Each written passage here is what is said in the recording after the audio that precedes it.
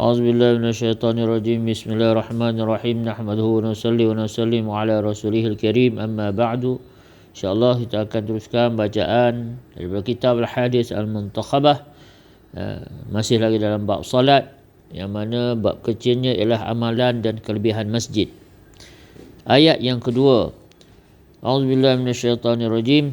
Fi buyutin adina Allahu an turfa'a wa yudhkara fiha ismuhu يسبح له فيها بالغدو والآصال رجال لا تلهيهم تجارة ولا بيع عن ذكر الله وإقام الصلاة وإيتاء الزكاة يخافون يوما تتقلب فيه القلوب والأبصار. صدق الله العظيم.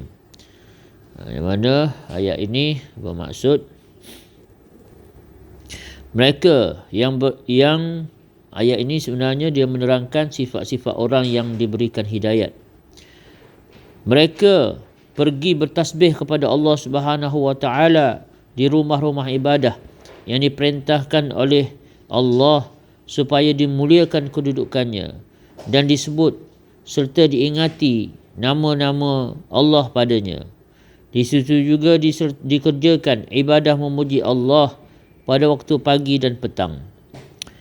Mereka itulah lelaki-lelaki yang kuat imannya, yang tidak dilalaikan oleh perniagaan dan berjual beli daripada menyebut serta mengingati Allah dan mendirikan salat dan membayar zakat. Mereka takutkan hari kiamat yang padanya hati dan pandangan menjadi gusar. Surah An-Nur ayat 36 hingga 37. Keterangan. Maksud daripada rumah-rumah ibadah itu ialah masjid-masjid. Jadi dalam ayat ini Allah Ta'ala guna perkataan fi buyutin adinallah. Jadi di sini maksud buyutin, rumah-rumah itu ialah masjid-masjid. Adab untuk masjid ialah jangan masuk dalam keadaan berjunub, jangan membawa apa-apa perkara yang tidak suci, jangan membuat bising, jangan melakukan atau memperkatakan apa-apa perkara dunia, dan jangan masuk setelah makan makanan yang berbau busuk. Ini sebagaimana yang tercatat di dalam Bayanul Quran. Jadi di sini Allah Subhanahu Wa Taala bagi tahu bahasanya dalam masjid-masjid inilah orang yang mana Allah Subhanahu Wa Taala berikan hidayat. Sebab tu hidayat ini dalam ayat sebelum ni, dalam ayat atas, maknanya kalau ni 36, ayat 35, Allahu nurus samawati wal ardi. Allah Taala kata yahdillahu linurihi man yasha. Allah Ta'ala lah yang beri hidayah kepada cahayanya kepada siapa yang dia kehendaki. Kemudian Allah Ta'ala ceritakan siapakah yang dikatakan sebagai orang yang mendapat hidayah, iaitu dalam ayat 36 inilah. Jadi disebut kat situ antara yang utama sekali ialah petanda seorang yang dapat hidayah ialah bila dia hubungkan diri dia dengan masjid, hubungkan diri dia dengan rumah-rumah Allah. Dan rumah Allah ini adalah rumah yang mana dimuliakan. Banyak benda yang boleh kita buat di luar masjid, tetapi di dalam masjid tak dibenarkan. Kan? Macam contoh berjual beli. Di luar masjid halal, boleh. Tetapi berjual beli di dalam masjid adalah ditegah, dilarang. Jadi ini maksudnya satu yang kita kena faham lah. Kita kena faham bagaimana kemuliaan masjid itu yang tersendiri, adab-adab yang perlu kita jaga, dan juga yang paling penting ialah bagaimana masjid itu dihubungkan dengan masalah hidayah.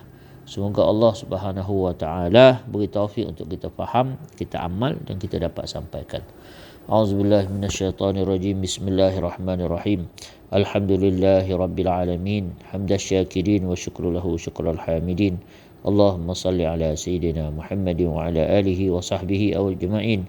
Ya awwalal awwalin, ya akhiral akhirin, ya zal quwwatil matin, ya rahimal masakin, ya arhamar rahimin. Allahumma antallah la ilaha illa antal ahadus samad alladzi lam yalid wa lam yulad wa lam yakul lahu kufuwan ahad. Allahumma ya Allah, ya Tuhan kami, Engkaulah Tuhan, tiada Tuhan melainkan Engkau. Wahai Allah, Engkaulah Tuhan yang telah menciptakan segala apa yang ada di langit, di bumi, dan Engkaulah yang menguasai segala ciptaan-Mu, ya Allah. Wahai Allah, dengan segala kebesaran-Mu, keagungan-Mu ini, ya Allah, kami memohon padamu taufik dan hidayah, memohon padamu, ya Allah, ihsan belas kasihan-Mu, bimbinglah kami, pandulah kami, bantulah kami. Ya Allah, tunjukilah kami, hidayatilah kami jalan yang lurus, jalan yang akan menyampaikan kami kepada redha-Mu, jalan yang akan menyampaikan kami di tempat keredaan-Mu, yakni syurga-Mu, ya Allah. Wahai Allah yang kami, jadikanlah kami benar-benar, ya Allah, memuliakan rumah-rumah-Mu, masjid-masjid-Mu, dan jadikanlah kami orang yang memakmurkan masjid-masjid-Mu, ya Allah. Wahai Allah, benar, biarkanlah kami memahami kedudukan masjid ini sebagaimana yang difahami oleh Rasulullah SAW dan para sahabat baginda. Rabbana atina min ladunka rahmah wa hayyi lana min amrina rasyada. Sallallahu ala sayyidina Muhammadin wa ala alihi wa sahbihi wasallam. Walhamdulillah.